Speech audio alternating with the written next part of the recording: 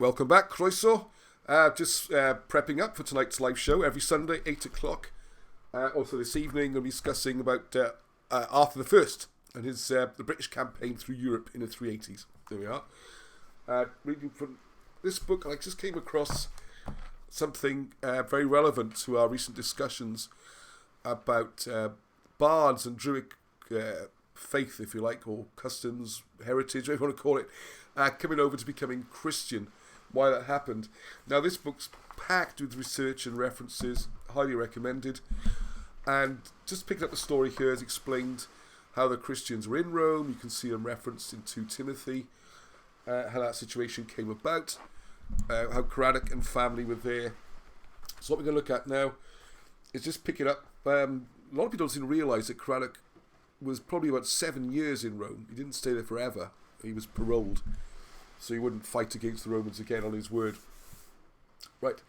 So King Craddock was sent home by Claudius, so he must have returned to South Wales by 54 AD, when the Emperor Claudius was poisoned. When Craddock died is not known, but he may well have led the war which restarted and continued with the Romans until 77 AD. In later writings, I think Wilson and Blackett put this down to his brother Arviragus. The next king was Cyllin, who was the 18th king of Britain and the son of Craddock. Of him it is said, Cyllin, that's Cyllin. Cyllin, the son of Craddock, was a very wise and gentle king, and in his time many of the Cymry were converted to the Christian faith through the teaching of the choir of Urgain, Eurgain, Urgain. And many godly men from Greece and Rome were in Wales at this time. From the genealogy of Iestyn ap Gwrgan, the last lord of Glamorgan, murdered about 1091, every Glamorgan king had his genealogy written up, and so each one tacked on the history of his predecessors, which grew longer and, was so preserved. It can either be accepted or not. We accept it. Yeah, genealogy is an important historical piece of evidence, written evidence that gets scorned by mainstream for some reason, especially if it's Welsh. So King Cyllin was also Saint Cyllin, and he obviously combined the kingship with leadership of the church, much as the Roman emperors combined the office of Pontifex Maximus or High Priest with their secular titles. Byzantine emperors also remained head of the Eastern Orthodox Church, and it was not until the empire crumbled that the bishops of Rome usurped the title. How long Cyllin ruled is not known, but he can be guessed to have lived to around 130 AD, and he left 2 sons. His most well-remembered act was to try to prohibit the practice of naming people when they reached their teens, and their physical or other characteristics were apparent, and to get names given to infants. See, this interests me a lot. So Bran means the raven. He may well have been a restless youth with black hair. Cynlin means yellowhead, and so he was fair-haired. And Arthgwyr means man like a bear, so Arthur's probably dark and quite ferociously ruthless. So if Cyllin was deciding on infant baptism, he was probably in line with Roman thinking.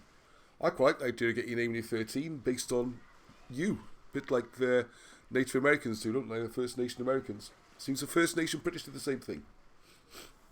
Which then explains why a lot of the names seem like titles, like Arthur, Arthur. Well, it's just the bear. Yeah, but you wouldn't christen the bear, maybe, but 13, if you're his big, powerful warrior son, you may well call him the bear, or the bear warrior. So from the line of its succession, it appears that King Cyllin's eldest son was named Coil, who became the bard, or Cole, as some people say. He became the bard or druid, and the second son was the executive king named Owain. It was not possible for a druid bard to have anything to do with weapons in any way, so Coil could not have led the army.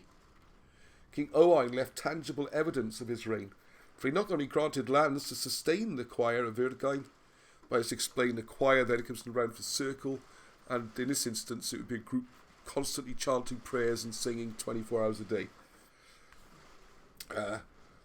So this may be the oldest grant to a Christian church anywhere in the world. But Owain also built a palace. King Owain built his palace in the Roman style, so it was a great royal villa, and the old records say it was a clearly specified place.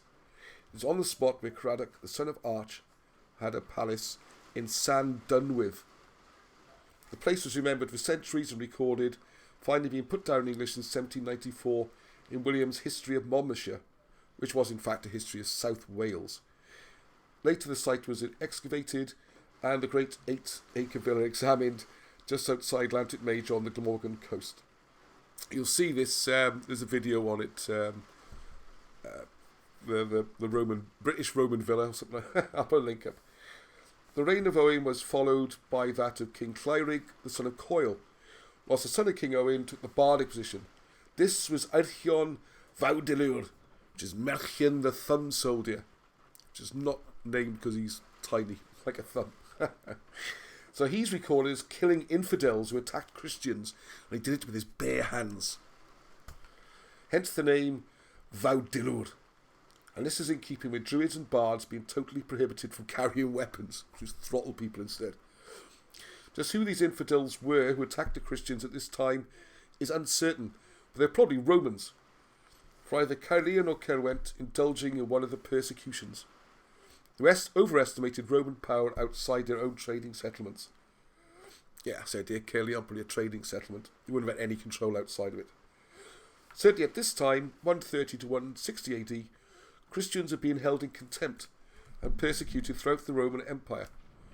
There is plenty of evidence for this in Christian martyrologies, and in 140 AD, Justin Martyr wrote that, at the time, every country known to the Romans contained professors of the Christian faith. In 169 AD, Aeneas wrote to Christian churches amongst the Celtae. Interesting, which must presumably include Old Wales. Not necessarily. It was in this climate of Roman official hostility that King Clwyrig, I know Wilson regretted putting that in his later books.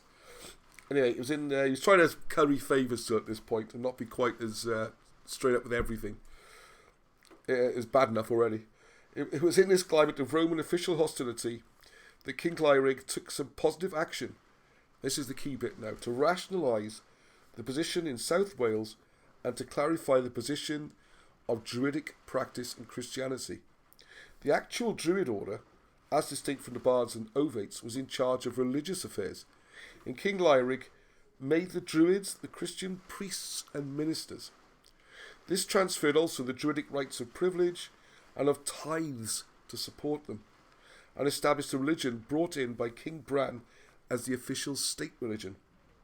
King Clwyrig was in fact attempting to avoid friction with Rome, when imperial edicts had just been passed which attacked and prohibited the Druidic religion and practice, and it was probably to protect the ongoing culture and national heritage that Clwyrig made the union of the cults. At this time, King Clwyrig wrote to Eleutherius, the Bishop of Rome, seeking his advice, for Eleutherius was clearly managing to coexist with the Roman ideas. So how you doing it, mates? How you stopping all your people getting slaughtered? The king sent his kinsmen Dyfan and Fagin to see Eleutherius in Rome, Dyfan being the great-grandson of Manawydan and the brother of King Bran. There is churches still named after them in South Wales. And obviously St. Fagins is where the National Museum is. With them went at least two others named Medew and Elfan. All these places still on the map. Obviously Druids, who were to be the new generation of Christian priests. The copies of correspondence between King Clwyrig and Bishop Eleutherius of Rome still exist, copied down in the genealogy of Iestyn ap Gwragyn. Some scholars hold that these copies cannot be proven, but by the same token, neither can they be disproved. As there is very little difference between the Druidic religious precepts and ideas and those of Christianity, the religious transfer presented no great problem. The idea of sacrificing one's life for the nation stood very high in Druidic mentality, so the Christian religion, with its legend of crucifixion, was very acceptable. The ancient British had for ages past believed in reincarnation, in recurrent earthly life cycles, and held that man had an indestructible soul, with reincarnation as part of the established order of things. So a story of resurrection and of a future coming again presented no problem, as they also preached peace, kindness, obedience to the laws and charity. There was much common ground. What was new, of course, was that Jesus of Nazareth, a descendant of the Hasmonean kings and princes of Judea, who had failed in his attempt to recover the throne of the Hasmoneans from the descendants of Herod the Great, the Idumean house, was the early representative of God. The idea of sacrifice for the nation and state being deeply imbued in the Druidic code made the inventions of Paul of Tarsus quite understandably notions which were swallowed. A bit more subtlety to that later in their later work, such as Where Jesus is Buried, the latest book. So King Lyrig made a few changes which are ratified by the Congress of the Nation's Bards, who had been previously used in the ancient stone circles as places of Christian worship after the introduction of religion by King Bran in 58 AD. 2 stone circles in Glamorgan were called Carn Mosen and Carn y Groes, the Circle of Moses and the Circle of the Cross at Gethlionen, where there was a very ancient stone cross. Up in Brecon there is Ty Illtyd, the House of Illtyd or Illid, and other similar locations. King Lyrig is now believed to have built an actual building as a church, and for the first time the British moved religion indoors. You see, I was chucking it down today as a sensible idea. This King Lyrig is in fact recorded in the much later Anglo-Saxon chronicles as well as in Vatican and Welsh documents. The Saxons recorded him as king of the British in Wales. The Romans were completely antagonistic towards Druidism because of its totally uncompromising opposition towards foreign influences, invasion and domination, and the issue of an edict by the Emperor Marcus Antonius Verus to exterminate the Druids just before King Lyrig's policy changes is the obvious reason for the British king choosing to translate his Druids into Christian bishops, doctors and priests. The Triads then remembered the event as the establishment of the first archbishopric of Britain. In South Wales, in Glamorgan, there are churches dedicated to Llwyrig, to Dyfan, to Fagan and Medway. And Dyfan was traditionally considered to be the first bishop of Llandaff, following a vague line from Aristobulus in 58 AD. Here now in 170 AD was the firmly established British Church, secure under the personal patronage of the kings of the line of Bran, bishops with a claim of Christian apostolic appointment. So they were appointed by the apostles. We go right back to the time of Paul or people like that. So you can't get a higher provenance than that, which is why in the later Christian assemblies the British bishops were placed at the head of the table. They were the original. A Christian state which under its young King Arthur 300 years later would emerge victorious over the barbarian hordes. Christianity had in effect now become the state religion to preserve the Druids and the Bards, and with them the nation's culture and heritage. So hope you enjoyed that little insight, and I'll catch you on the live show. And if you're seeing this later, watch them on catch up. Time gets very weird when you think about when people watch things compared to recorded. Okay, till the next time, peace be with you, Heddwch.